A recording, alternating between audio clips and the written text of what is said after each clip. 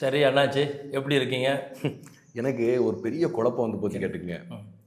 நேத்து காலையில மேட்ச் ஆரம்பிச்சதா, முந்தானத்து ஆரம்பிச்சான்னு ஒரு பெரிய கன்ஃப்யூஷன் வந்துருக்கு. ஆ. ஏன்னா, ஒரு நாள் நேத்து நடந்தது. ஒரு இன்னிங்ஸ் முடிஞ்சது நமக்கு.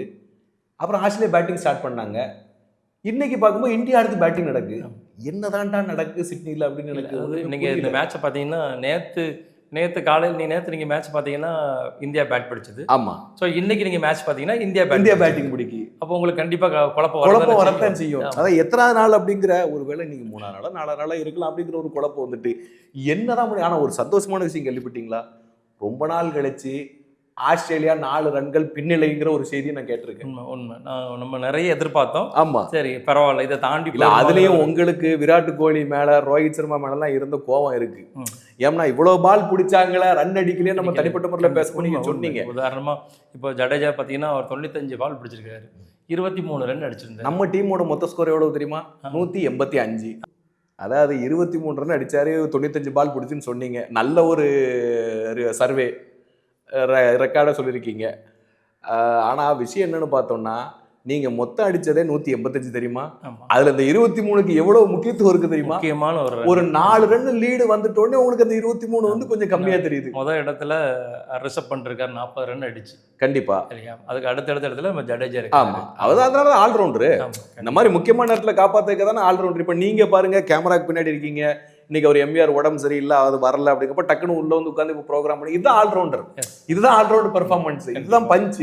ஸோ இப்போ என்ன சொல்றோம் அப்படின்னா, நேத்து இந்த 2 நாள் இடையில பாத்தீங்கன்னா கிட்டத்தட்ட 26 பேர் விளையாண்டு அவுட் ஆயிருக்காங்க. ஆமா, எனக்கு அதுதான் என்ன ஆச்சரியமா நடக்குதுன்னு இருக்குது. தெரியல. இதே மாதிரி நியூசிலாந்து டூர்ல ஒரு தடவை நடந்துச்சு. இது மாதிரி நம்ம பார்த்திருக்கோம் ரேரான மேட்சஸ். ஆனா எனக்கு நீங்க பாருங்க, நம்ம ஒரு 10 விக்கெட் முதல் இன்னிங்ஸ்ல, அவங்க ஒரு 10 விக்கெட், ஆமா. இன்னைக்கு 6 6. 26. ஆமா. என்னடா நடக்கு? எனக்கு இப்போ ரொம்ப கன்ஃபியூஸ் ஆயிடுச்சு. இன்னொரு 14 பேர் இருக்காங்க. ஆமா. அதுவும் நாளையோட முடிஞ்சிருமா? முடிஞ்சிருமா? தொடர்ந்து இன்னும் 2 நாள் இருக்குதா? ஆ. அப்படிங்கிறது ஒரு கேள்விக்குறிதான். அதான் 3வது நாள் அன்னைக்கு நாளைக்கு 14 விக்கெட்டும் விழுந்துருமா, இல்ல 4வது மேட்சுக்கு 4வது டேக்கும் போகுமாங்கிறது ஒரு கன்ஃபியூஷனா இருக்கு. இந்த பிச்சில் வந்து இப்போ நம்ம 185 ரன் முதல் இன்னிங்ஸ்ல நம்ம அடிச்சிருக்கோம். ஆமா. அவங்க வந்து 100 எவ்வளோ அடிச்சிருக்காங்க? 181 ரன் 81 ரன் அடிச்சிருக்காங்க. 4 ரன் நம்ம முன்னிலையில இருக்கோம். முன்னிலையில இருக்கும். ஆமா. ஆமா, நீங்க இப்போ அந்த நம்ம பவுலர்களுடைய பெர்ஃபார்மன்ஸ் பாத்தீங்களா? இந்த மேட்ச்ல தான் பும்ரா குறைய விக்கெட் எடுத்து மத்தவங்க எல்லாம் கூட விக்கெட் எடுத்திருக்காங்க. ஏதோ கண்டிப்பா. உடல் சூழ்நிலையால ஏதோ ஸ்கேன் எடுக்க போனார்லாம் செய்தி வந்துச்சு. ஆமா. ஆனா விஷயத்தை பாத்தீங்களா? பும்ரா 2 விக்கெட். ஆமா. மத்த பவுலர்ஸ் எல்லாம் இன்னைக்கு பெர்ஃபார்மன்ஸ் நல்லா ஆமா, இருந்துச்சு. சிராஜ் 3 அது நீங்க விக்கெட். அவருக்கு பிரசித் கிருஷ்ணாக்கு ஃபர்ஸ்ட் டெஸ்ட் அவருக்கு வந்து இல்ல முதல் அவர் test. ஆடி இருக்கிறாரு. ஓவர்ஸ் ஆஸ்திரேலியால வந்து இதான் first. First time. Okay. Prasidh கிருஷ்ணாவை பொறுத்த வரைக்கும் என்ன, ஒரு நல்ல உயரமான ஒரு பவுலர். ஒரு காலத்துல நமக்கு இஷாந்த் சர்மா இப்போ இருக்காரு. அவர் 2020ல வருவாரு. மேபி ரிட்டையர்ட் ஆகிறது பத்தின விஷயங்கள்லாம் வரும். அதே மாதிரி உமேஷ் யாதவ் எல்லாம் தான் உயரம். ஜாகிர் கானுமே உயரம். ஆனா இவர் பிரசித் கிருஷ்ணா வந்து அவங்களோட கொஞ்சம் டால். ஓகே. அதுல இன்னைக்கு இப்ப இருக்கிற பவுலர்ஸ்ல சிராஜும் பிரசித் கிருஷ்ணா எல்லாம் ஒரே ஹைட்ல இருக்கிறாங்க. பும்ரா கொஞ்சம் டிஃபரன்ஸ் இருக்கு. அதனால என்னன்னா பவுன்ஸ் நல்லா கிடைக்கும். நம்ம கடந்த காலங்களில் எபிசோட்ல பேசிக்கிட்ட மாதிரி பூமராக்கு சப்போர்ட்டிவான பவுலர்ஸ் அதுதான் அது இருந்துச்சு அப்படின்னா இன்னும் பூமராக்கு இன்னைக்கு என்ன ஆச்சுன்னா, பும்ராவை பின்னாடி திருட்டி இவங்க ஃப்ரண்டுக்கு போயிட்டாங்க. இப்படித்தான் நம்ம எதிர்பார்க்கிறோம். உண்மைதான். அது வந்து தற்செயலா நடக்குதா இல்ல பூமரா கேப்டன்ஷிப்ல நடக்குதாங்கிறது இல்ல நீங்க அரசியல உள்ள கொண்டு வராதீங்க. எனக்கு தெரியும் நீங்க அப்படியே. ஏன்னா முதல் மேட்ச் அப்படிதான் இருந்துச்சு நமக்கு. ஆமா, ஒரு நான் எதிர்பார்த்த ஸ்கோர் இல்ல. இதை நான் உங்ககிட்ட இருந்து எதிர்பார்த்தேன். ஒருவேளை பும்ராவை கேப்டனா போட்டா தான் இவங்க விளையாடுதாங்களா? ஏன்னா ஒரு செய்தி வேற வலைத்தளங்கள்ல வந்துகிட்டு இருக்கு. சோசியல் மீடியால பாத்தீங்கன்னா 2 யங்ஸ்டர்ஸ் வந்து ஏதோ கேப்டன் ஆகணும் அப்படிங்கிறதுக்காக வந்து நிறைய விஷயங்கள்லாம் உள்ள ஓடிக்கிட்டு இருக்கு. அப்புறம் காம்பீரை கூப்பிட்டு பிசிசிஐ வேற ஏதோ பேசி இருக்கிறாங்க. ட்ரெஸ்ஸிங் ரூம்ல ரோஹித் சர்மா கூட காம்பீர் ஏதோ பேசினாங்க. எதுவுமே இல்லங்கிற மாதிரி அவங்க இது வதந்தி எப்படியாங்க நமக்கு தெரியல. இப்ப இன்னைக்கு பாத்தீங்கன்னா இன்னைக்கு ட்ரிங்க்ஸ் டைம்ல கூட ரோஹித் சர்மா வந்து நேர நம்ம டீமோட வந்து அவங்க ஷேர் பண்ணிட்டு தான் போடுறாங்க. எந்த மாதிரி சில அதை மற்றவங்களும் எந்த விதமான இது இல்லாம அவங்க ஏத்துக்கிறாங்க. இதுல விதமான போட்டியோ ஈகோவோ இல்ல இருக்கிற மாதிரி தெரியல. ஆனா நம்ம ஆளுங்க தான் அதை பில்டப் பண்ணி விடுறாங்கன்னு நினைக்கிறேன். சரி இருக்கட்டும். இருந்தாலும் நீங்க சொன்ன பாயிண்ட், அது எப்படி சார் 2 மேட்ச் பும்ரா வரும்போது மட்டும் ஒரு ஹைலைட் ஆகுது? அது தெரியல. அது வந்து அது சரி, அது ஏதாவது ஒரு சென்டிமெண்டா இருக்கலாம்.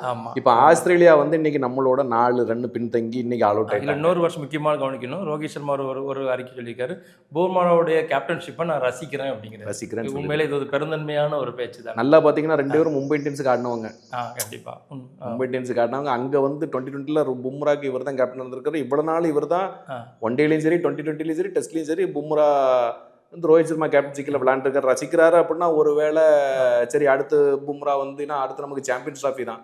அடுத்து டெஸ்ட் மேட்ச் எப்போ வருது அது வரட்டும். அது வரைக்கும் இப்போ நமக்கு இருக்கிறது சாம்பியன்ஸ் ட்ராஃபி 2020 இதெல்லாம் கான்சன்ட்ரேட் பண்ணணும். பட் இப்போ இதில் என்ன அப்படின்னா நாளைக்கு மேட்ச் இன்னைக்கு பார்த்தீங்களா அந்த பிச்சில் எல்லாமே ஃபாஸ்ட் பவுலர்ஸ் தான் விக்கெட் எடுத்துருக்காங்க. கண்டிப்பாக இன்னைக்கு இன்னொன்று சொல்லி ஆகணும் வந்து இன்னைக்கு ரிஷப் பந்த் என்ன பண்ணாரியா? இல்லை எனக்கு புரியவே இல்லை. அதாவது ஒன் டேவா T20யா இல்லை இவ்வளவு நாள் இருந்த ஒரு டெஸ்ட் மேட்சை மாற்றி எங்களுக்கு இன்னைக்கு ஒரு நீங்கள் நேற்று உங்களோட ஆதங்கம் தான் அது ரிஷப் பந்த் காது கேட்டிருக்கு. அந்த ஒரு டெலிபதின்னு சொல்லுவாங்க பாருங்க, அந்த மாதிரி அந்த பதி தான் போய் அவர்கிட்ட போய் பதிஞ்சிருக்கு மனசுக்குள்ள. உண்மையிலே சந்தோஷமா இருக்கு. இல்லை ஏன்ட்டு நீங்கள் என்ன சொன்னீங்க, எதுக்கு இவ்வளோ பாலை விடுதாங்க? நான் சொல்றேன் சார், நீங்க வந்து 2020 பார்த்து இந்த 2K கிட்ஸ் கூட சேர்த்துட்டீங்க. ரெக்கார்டு, அதாவது கிரிக்கெட்டுக்குன்னு சொல்லி எத்திக்ஸ்க்குன்னு ஒரு புக் இருக்குது, அந்த ஷாட்ஸ் எப்படி ஆடணுங்கிற ஒரு ஃபார்முலா அப்படிதான் இவங்க போய்கிட்டு இருக்காங்க. நான் சொன்னேன் இல்ல சார் அவங்க எல்லாம் பயந்துட்டாங்க, பவுலர்களை எதிர்கொள்ள முடியாம தான் இருக்காங்க, நீங்க சும்மா பூசி முழுகாதீங்க. நம்ம நேரத்து போன்ல பேசிக்கிட்டோம். ஆமா நீங்க இப்ப ரோஹித் சர்மா மாதிரியும் நான் போலண்ட் மாதிரி ஆயிப்போச்சு. ஆமா கண்டிப்பா இப்படி இருந்தது. ஆனா இன்னைக்கு எனக்கு அந்த ரிஷப் பண்ட் வந்து முத பாலே 6 அவர் பயமே இல்லைங்க. அதாவது என்ன சொல்லலாம், இப்போ கடந்த ஒரு T20 மேட்ச்ல ரோஹித் சர்மா எப்படி விளையாண்டாரு, ஸோ எல்லாருமே ரோஹித் சர்மா பார்த்து ஆட்டத்தை பார்த்து மிரண்டாங்கல்ல. இவர் ஒரு கேப்டன்ல இருக்கிற ஒரு ஓப்பனிங் பேட்ஸ்மேன் இப்படி விளையாட முடியுமாங்கிறதுனா, ஆனால் அது வந்து அதை விளையாண்டு காமிச்சு அவர் ஜெயிச்சார். இல்லை இதில் ஒரு நல்ல விஷயம் பார்த்தீங்கன்னா, இந்த ஆஸ்திரேலியன் சீரீஸ் ஆரம்பிக்கும் போது எப்போவுமே ஒரு சீரீஸ் ஆரம்பிக்குன்னா எல்லா வீரர்களும் அந்த எதிர்நாட்டு அணி வீரர்கள் கேப்டன்கள் அவங்க கோச் எல்லாம் வந்து பேட்டி கொடுத்தாங்கன்னா, விராட் கோலியை நாங்கள் வீழ்த்துவோம், வியூகம் அமைத்தோம், ரோஹித் சர்மாவை நாங்கள் வந்து சீக்கிரமாக வந்து ரவுண்டு கட்டுவோம், இப்படி வந்து நிறைய பஞ்ச் டைலாக்ஸ் பேசுவாங்க. இந்த சீரியஸ்ல நாங்க டார்கெட் பண்ணிருக்கிற பேட்ஸ்மேன் வந்து ரிஷப் பண்ட் சொல்லி சொன்னாங்க. ஆனா இந்த 4 மேட்ச் அவர் அதுக்கான ஒரு பெரிய எஃபர்ட்ஸ் கொடுக்கல. இன்னும் பாத்தீங்கன்னா அவர் இந்த சீரீஸ்ல ஒரு 100 கூட இன்னும் அடிக்கல. கடைசியா இப்போ நம்ம பங்களாதேஷ் கூட போகும்போதுதான் கொஞ்சம் ஏதோ ஆடி வந்தாரு. பட் வந்து இந்த சீரீஸ்ல அவர் வந்து 40 இந்த மாதிரி ஆவரேஜ் தான் அடிச்சிருக்கிறாரு. ஆனா அவங்க போட்ட ஸ்கெட்சு ரிஷப் பண்ட்டுக்கு கரெக்டுங்கிற மாதிரி இன்னைக்கு ஆடினாரு பாருங்க இன்னிங்ஸ். நல்லா பார்த்தீங்கன்னா உங்களுக்கு சேவாக் ஞாபகம் வந்தாரா? இதே இப்போ இந்த நேரத்தில் நீங்கள் இன்னொன்று சொல்லணும், இந்த சிட்னி மைதானத்தில் நம்ம இந்தியா வந்து ஒரு அதிகபட்சமான ஸ்கோர் அடிச்சாங்க. அதை பற்றி என்ன? ஆமாம் 705 ரன் அடித்தோம் நம்ம. சச்சின் வந்து 241 ரன் அடித்தார். அதில் ஒரு கவர் டிரைவ் கூட கிடையாது. சச்சின் உங்க எல்லாத்துக்கும் தெரியும், சச்சின்னா அப்படியே கவர்ஸ் அப்படியே காலை ஃப்ரண்ட்ல போட்டு பேக்ல போட்டு அப்படியே ஒரு பளிச்சுன்னு ஒரு அடி அடிப்பாரு. Straight drive, cover drive, pull shot. சச்சினோட ஷாட்ஸ் எல்லாமே கிளாஸா இருக்கும். அதே இந்த பேட் அப்படியே ஒத்தி விட்ட மாதிரி அப்படி ஒரு ஸ்டைலா இருக்கும் அந்த கவர் டிரைவ். இந்த கிரவுண்ட்ல நடந்த மேட்ச்ல அவர் அடிச்ச 241 ரன்கள்ல ஒரு கவர் டிரைவ் கூட கிடையாது. நீங்க நம்புவீங்களா? அது சொன்ன ரெக்கார்டு இருக்கு. அவருக்கு சப்போர்ட்டா வந்து லக்ஷ்மணன் 120 ரன் அடிச்சாரு. அப்புறம் செகண்ட் இன்னிங்ஸ்லயும் அதே மாதிரி டாமினேட் பண்ணாங்க. அந்த மேட்ச் டிரா ஆயிடுச்சு. இப்படி இருக்கும்போது இந்த மேட்ச்ல கோலியை வந்து வெளியில போகுது விடுங்கன்னு சொன்னா அவர் கேட்க மாட்டேங்கிறாரு. எதுக்காக சச்சினை பத்தி நம்ம அந்த யுக்தியை அவர் கையாண்டாருன்னா, கவர்ஸுக்கு நீங்க அடிக்க போறதுனால அவுட் சைடு ஆஃப் ஸ்டம்ப் போறக்கூடிய பாலை வந்து நீங்க பளிச்சுன்னு அடிச்சா தான் போகும். வெல் லெஃப்ட் பண்ணணும், பால் ஸ்விங் ஆச்சுன்னா நீங்க அதை போய் எதுக்கு வீணா தொடறீங்க? கோலி பாருங்க இந்த சீரியஸ் ஃபுல்லா அவரோட விக்கெட்ல நீங்க பாத்திருப்பீங்க, அவருக்கு இந்த பக்கம் 3 ஸ்டெம்ப் வரைஞ்சிட்டாங்க ஆஸ்திரேலியாக்காரங்க. கோலியோட ஸ்டெம்ப் இது கிடையாது, அவருக்கு ஸ்டெம்ப் இங்க இருக்கு, நம்ம இதை கனெக்ட் பண்ணி ஒரு அவுட் ஸ்விங்கரா போடுவோம். அந்த ஒரு படத்துல வடிவேலுக்கு சொல்லுவாங்க, ஐயா பிஸ்பிஸ்ங்க நான் போயிட்டு தானா அதை நாங்க வர வைக்கம்பாங்க, தன்னால வர வைக்கிறது நீங்க எதுக்கு தட்டி வர வைக்கீங்கன்னு கேட்பாங்க ஒரு காமெடியில. அந்த மாதிரி இங்க ஒரு 3 ஸ்டெம்பை கனெக்ட் பண்ணி போடுங்க, அவரே அவுட் ஆவாரு அப்படிங்கிற மாதிரி நம்ம எதுக்கு சொல்றோம்னா, அப்படி ஒரு இம்பாக்டை கொண்டு வந்துட்டாரு. இதுக்கு ரோல் மாடல் வந்து சச்சினை நீங்க எடுக்கணும். இந்த இடத்துல கவர்ஸுக்கு அவர் ஆடவே இல்லை. எதுக்காகன்னா இங்க போனா நம்ம விக்கெட்டை அவங்க ஸ்கெட்ச் உனக்கு போட்டு வச்சிருக்காங்க, நீ தப்பிச்சுக்க அப்படிங்கிறதுக்கு சச்சின் ரொம்ப அலர்ட்டா பண்ணாரு. ஸோ இப்போ வந்து நமக்கு என்னன்னா, கோலி இன்னைக்கு முடிஞ்சு போச்சு, இதுக்கப்புறம் ஒரு ஆஸ்திரேலியாவுக்கு அடுத்து எந்த சீரீஸ் போறாங்களோ, 5 மேட்ச் முடிஞ்சு போச்சு, 2வது இன்னிங்ஸ் நமக்கு எந்த மாதிரியான நாளைக்கு எந்த மாதிரியான ஒரு நமக்கு நாளைக்கு வந்து என்னன்னா 3வது நாள் 4வது நாள் 5வது நாள் வந்து இந்த பிச்சு மெதுவா அப்படி வந்து ஸ்பின் ட்ராக்குக்கு மாறும்னு சொன்னாங்க. ஆமா நீங்க கூட அன்னைக்கு என்கிட்ட சொன்னீங்க, நம்ம 3வது நாள் 5வது நாள் நான் பார்த்தேன் ஸ்பின் ட்ராக்குக்கு போகும்போது நம்ம பேசணும். இப்போ வந்து நமக்கு என்ன, நாளைக்கு ஒரு வேலை இன்னும் ஃபாஸ்ட் பவுலர்ஸும் பிரச்சனை இல்லை, போலண்ட் 4 விக்கெட் எடுத்திருக்காரு, திடீர்னு வந்தாரு 4 விக்கெட் எடுத்திருக்காரு. போலண்டுடைய ஸ்கில்லுக்கு ஒரு 4 விக்கெட் எடுக்கும்போது நம்ம பும்ரா வந்து கண்டிப்பா அதோட கூட ஒரு விக்கெட் எடுப்பாரு. இதே மாதிரி பிச்சு இருந்தாலும் நமக்கு பெரிய பிளஸ் பாயிண்ட் என்ன, நம்மகிட்ட இன்னைக்கு 4 ஃபாஸ்ட் பவுலர்ஸும் பெர்ஃபார்ம் பண்ணிட்டாங்க, நிதிஷ் ரெட்டி முத கொண்டு சேர்த்து அவரும் 2 விக்கெட் எடுத்திருக்காரு. இதுல சாதகமான ஒரு விஷயம் என்ன அப்படின்னு பார்த்தோம்னா, 4வது இன்னிங்ஸ்ல இந்த கிரவுண்ட்ல ஆவரேஜ் ஸ்கோர் வந்து 169. அவ்வளவுதானா? 160 அல்ல ஃபைனல்ல தான் லாஸ்ட் இன்னிங்ஸ்ல அப்படியே ஒவ்வொரு இன்னிங்ஸ்லயும் ஸ்கோர் வந்து ஆவரேஜ் குறைஞ்சிட்டே வரும். சேசிங் பண்ணதுக்கு உள்ள டீம்களுக்கு வந்து கஷ்டம் அப்படிங்கிறத சொல்றாங்க. சரி சரி. அதாவது இப்போ நீங்க வந்து ஒரு 200 ரன் 300 ரன் டார்கெட் வைக்கிறீங்கன்னா இந்த கிரவுண்ட்ல வந்து ஆவரேஜா 169 ரன் தான் வந்திருக்கு 4th இன்னிங்ஸ்ல. 141 இப்போ நம்ம அடிச்சிருக்கோம். ஏற்கனவே ஒரு 4 இருக்கு. ஸோ 145 ரன் நம்ம ஆல்ரெடி எடுத்திருக்கிறோம். இவங்க கொடுத்துருக்கிற ஸ்டாட் படி அந்த ஆவரேஜ் எடுக்கணும் நமக்கு 24 ரன் தான் தேவை. வாஷிங்டன் சுந்தரும் ஜடேஜா இப்போ ஆடிக்கிட்டு இருக்கிறாங்க. ஜடேஜா ஒரு 6 ரன். ஆமா, வாஷிங்டன் சுந்தர் ஒரு 4 ரன்னோட இருக்கிறாங்க. அடுத்த ரெகக்னைஸ்டு பேட்ஸ்மேன் நம்ம யாரையும் சொல்ல முடியாது. ஏன்னா பும்ரா, சிராஜ், பிரசித் கிருஷ்ணா அவங்களோட ப்ளே பண்ணிட்டாங்க. அஸ் அ பவுலர்களா ப்ளே பண்ணிட்டாங்க. போன இன்னிங்ஸ்ல தெரியும்னா உங்களுக்கு ரிஷப் பண்டும் ஜடேஜாவும் சொன்னீங்க. டாப் ஸ்கோரர் வந்து பும்ரா அடிச்சிருக்காரு. ஸோ அவரை நம்ம வந்து எடுக்கலாம். அவர் மெதுவா நானும் இருக்கண்டா அப்படின்னு நான் யாரா அந்த பையன் நான் தான் அந்த பையன் ஆல்ரவுண்டரா மாற போறேன்னு சொல்லி உள்ள வந்துகிட்டு இருக்கிறாரு. ஸோ நாளைய மேட்சை பொறுத்த வரைக்கும் இதுக்கு முன்னால் நடந்த விஷயங்கள் 3வது நாள் 4வது நாளுக்கு அப்புறம் வந்து அப்படியே மெதுவாக அந்த பிச் வந்து ஸ்பின்னுக்கு கன்வெர்ட் ஆகும்னு சொன்னாங்க. ஒருவேளை ஸ்பின்னுக்கு கன்வெர்ட் ஆச்சுன்னா வாஷிங்டன் சுந்தரோடைய லூப்பும் அந்த லைனையும் எதிர்த்து ஆஸ்திரேலியன்ஸ் ஆடுறதுக்கு வந்து ஒரு பெரிய கேள்விக்குறியான விஷயமாயிரும்.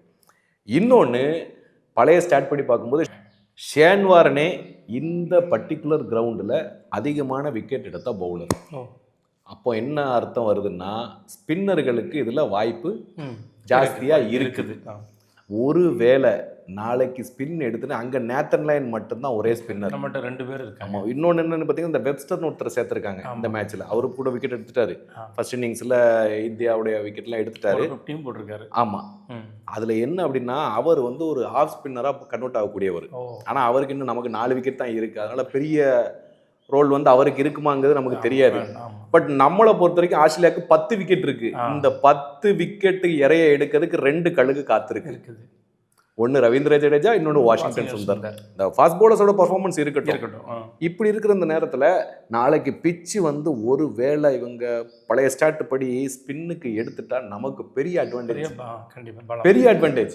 ஏன்னா ஆஸ்திரேலியன்ஸ் பொறுத்த வரைக்கும் ஃபாஸ்ட்டையும் ஆடுவாங்க, ஸ்பின்னையும் ஆடுவாங்க. பட் நம்ம ஸ்பின்னர்ஸ் வந்து அவங்க ஃபார்முக்கு வந்துட்டாங்கன்னா உலகத்துல எந்த பேட்ஸ்மேனும் அந்த ஸ்பின்னர்களை எதிர்கொள்றது வந்து மாதிரியான இருக்கட்டும் சொல்லி நம்ம நினைச்சுக்கணும். இந்த சீரியஸை பொறுத்தளவு நமக்கு இந்த நாளைக்கு நடக்கிற அந்த மேட்சில் நம்ம தோந்துட்டோம் அப்படின்னா இந்த சீரியஸ் நம்ம கையை விட்டு கண்டிப்பா ஒருவேளை நம்ம நாளைக்கு நம்ம ஜெயிக்கிறோம் அப்படிங்கும்போது இது சமநிலையில் அடையும். இல்லை என்ன அப்படின்னு கேட்டிங்கன்னா மெல்போர்னில் நம்ம ஆளுங்க போகும்போது 2014 அப்புறம் மெல்போர்னில் வந்து ஒரு மேட்ச் ட்ரா இருக்கு. அடுத்த மேட்ச் எல்லாம் வந்து நம்ம வந்து வின் பண்ணியிருக்கோம். 10 வருஷமா நம்ம தோக்கவே இல்லை அப்படிங்கிற ஒரு ரெக்கார்டோட உள்ள போனோம். அதை முறியடிச்சாச்சு அன்னைக்கு பாக்ஸிங் டே மேட்ச்ல முறியடிச்சாச்சு. நம்ம இப்ப அந்த 10 வருஷ ரெக்கார்டை சோழி முடிச்சது. இதுல நீங்க சோழி முடிக்க வேண்டிய ஒரு பெரிய ரெக்கார்ட் இருக்கு தெரியுமா? என்ன ரெக்கார்டு? 1978க்கு அப்புறம் இந்த கிரவுண்ட்ல நீங்க ஜெயிச்சதே இல்லை சார். நீங்க என்ன நம்ம இந்தியன் டீம் வந்து ஜெயிச்சதே இல்லை அப்படின்னு ஒரு மோசமான ரெக்கார்டு. நம்ம கூட நம்ம தமிழக்கோஸ் பேஜுகள்ல அதை பத்தின நியூஸ் ரெகுலர் கண்டென்ட் கொடுத்துட்டு இருக்கிறோம். அஜய் பத்மநாபன் அப்படிங்கிற பேர்ல நான் கொடுத்து எழுதிக்கிட்டு இருக்கிறேன். வியூவர்ஸ் நிறைய பார்த்துட்டு இருக்கிறாங்க. ஸோ இப்போ வந்து என்னன்னா அங்க மெல்போர்ன்ல ஒரு ரெக்கார்டை முறியடிச்சிட்டீங்க. இந்த ரெக்கார்டை நாளைக்கு பும்ரா தலைமை கண்டிப்பா வந்து அடிக்கும் அப்படிங்கிறதுக்கான ஒரு அறிகுறி இன்னைக்கு பிறந்திருக்கு. ஒரு நீங்க சொன்ன மாதிரி ரிஷப் பண்ட் அடிச்ச அடி எல்லாம் ஷேவாக நினைவுபடுத்தினா நம்ம ஏற்கனவே பேசிட்டோம். இப்போ வரைக்கும் உள்ள அந்த லிஸ்ட்ல ரிஷப் பண்ட் தான் அதிக ஸ்கோர்ல இருக்காங்க. ஆமா ஆமா ஆமா அவர் வந்து ஆக்ரோஷமா விளையாட அவங்க ஸ்கெட்ச் எல்லாம் போட்டாங்கல்ல, அதுக்காவது அடிக்கிறோம்ல. போன இன்னிங்ஸ்ல நிறைய இடத்துல பந்து வாங்கிட்டு கையில வயதுல சொல்லி நிறைய வாங்கிட்டு அவர் என்னன்னா அவங்க சொன்னாங்க நாங்க வந்து லேட்டா டிக்ளேர் பண்ணதுக்கு காரணம் இந்தியா மேல எங்களுக்கு பெருசா பயம் இல்ல, அதனால நாங்க லேட்டா டிக்ளேர் பண்ணி நாங்க ஜெயிச்சிட்டோம்னு சொல்லி அந்த அவங்க ஜெயிச்சதுக்கு அப்புறம் நிறைய கருத்துக்கள்லாம் வந்துச்சு. அப்பவுமே ஸ்டார்டிங்ல இருந்து ரோஹித் சர்மா, விராட் கோலி அவங்க டார்கெட் பண்ணல. கொஞ்சம் லேட்டா வந்திருக்காரு ரிஷப் பண்ட். இதை வந்து கொஞ்சம் கன்சிஸ்டன்டா கொஞ்சம் முன்னாடி ஆடிக்கலாம். ஆனா இன்னைக்கு அவர் ஆடின இன்னிங்ஸ் வந்து ஒரு வைப்ரேட்டிங் இன்னிங்ஸ் தான். அது வந்து ஒரு சூப்பர் இன்னிங்ஸ். அது வந்து நமக்குள்ள ஒரு பாசிட்டிவ் எனர்ஜியை கொண்டு வந்திருக்கு. என்ன அப்படின்னா ஸ்கோர் வந்து மலமலன்னு ஏறிட்டானா ஓவர் கம்மியா இருக்கு. அதுக்கப்புறம் அவர் அவுட் ஆனதுக்கு அப்புறம் அப்படியே மெதுவா பழைய அவர் அவுட் ஆனதுக்கு அப்புறம் பார்த்தோன்னா ஸ்கோர் மெதுவா தான் அப்படி ரைஸ் ஆச்சு. சொன்ன 4 விக்கெட் நம்ம கிட்ட இருக்கு. இப்ப நம்ம வந்து 145 ரன் லீட்ல இருக்கோம். இன்னும் எவ்வளவு அதிகமா அடிக்க முடியுமோ அவ்வளவு அடிக்கலாம். காரணம் என்னன்னா இன்னும் 3 நாள் இருக்குது. இந்த மேட்ச்ல பெரிய பிளஸ் என்னன்னா 3 நாள் இருக்கு. நம்ம இதுன மாட்டம் எபிசோட்ல அன்னைக்கு நம்ம எம்பிஆர் நானும் பேசும்போது கூட சொன்னோம், ஒருவேளை 3ஆவது நாள் 4ஆவது நாள் முடிக்கிங்கன்னா ஆஸ்திரேலியாவும் முடிச்சிருங்கன்னு நம்ம பிளேயர்ஸ்க்கு ஒரு ரெக்வஸ்ட் வச்சோம். அதுக்கான சூழ்நிலை இப்போ ஃபார்ம் ஆயிருக்கு. இந்த டெஸ்ட்டை பொறுத்தளவில் நீங்கள் வந்து சொல்கிறீங்க 3 நாள் 4 நாள் சொல்கிறீங்க. ஆனால் அந்த 2 பலமான டீமை பார்க்கும்போது 5 நாள் வரைக்கும் கொண்டு போக முடியுமான்னு தெரியல. மழை கொண்டு போயிட்டுல கொண்டு போயிருக்கு. அன்னைக்கு ஒரு மேட்சை மழை கொண்டு போயிட்டு இன்னொரு மேட்ச் மெல்பர்ன் மேட்ச் நம்ம ஒரு மாதிரி கொண்டு போயிட்டோம். நிதிஷ் ரெட்டிலாம் வந்து கொண்டு போயிட்டாரு. இந்த மேட்ச் 5வது நாள் 3வது நாளை தாண்டறதே கஷ்டம், ரொம்ப கஷ்டம்.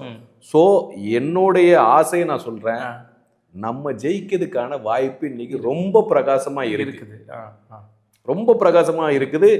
ஆனா இன்னைக்கு நம்ம போலண்டோடைய எனக்கு வந்து என்ன போலண்டுடைய போலிங்ல ரொம்ப துல்லியமான பவுலரா இன்னும் அவர் வரல.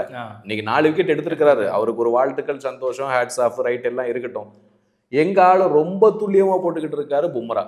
அங்க நீங்க ஒரு காயினை வச்சு இந்த பிச்சில் காயினை வச்சு அதில் போட்டுனா கரெக்டா போட்டுதாரு. ஸோ பும்ராக்கு வந்து நாளைக்கு அந்த துல்லியம் தன்மை வந்து அதிகரிக்கும். அப்படிங்கும்போது நமக்கு ஒரு ஸ்கோப் இருக்கு. ஆனா என்னோட பாயிண்ட் ஆஃப் வியூ வந்து நம்ம ஆளுங்க ஸ்பின்னர்களுக்கு பிச்சு மாறிடுச்சுன்னா நாளைக்கு நம்ம ஜெயிக்கிறோம், 100% நம்ம ஜெயிக்கிறோம். ஜெயிச்சுட்டு நம்ம இந்த போட்டி பத்தி நம்ம அந்த தொடரை பத்தி நிறைய பேசியிருக்கிறோம் ஆரம்பத்திலிருந்து. இது நம்ம ஆட்டத்துல ஜெயிச்சுட்டு நம்ம அடுத்த சாம்பியன்ஸ் ட்ராஃபி அடுத்தடுத்த மேட்சுக்குள்ள நம்ம எப்படி இருக்கும் அப்படிங்கறது ஒரு ப்ரிவியூவாகவும் நம்ம பிளேயர்களை சந்தோஷமா வாழ்த்துற மாதிரியும் நாளையோ இல்லை நாளை மறுநாள் அமையும் அப்படிங்கிற ஒரு நம்பிக்கையில இது நம்ம ஆட்டம் நிகழ்ச்சி இந்த எபிசோட நம்ம க்ளோஸ் பண்றோம். மீண்டும் வேறு ஒரு வீடியோல உங்களை சந்திக்கிறோம். நான் உங்கள் சங்கர் ரமேஷ். நன்றி.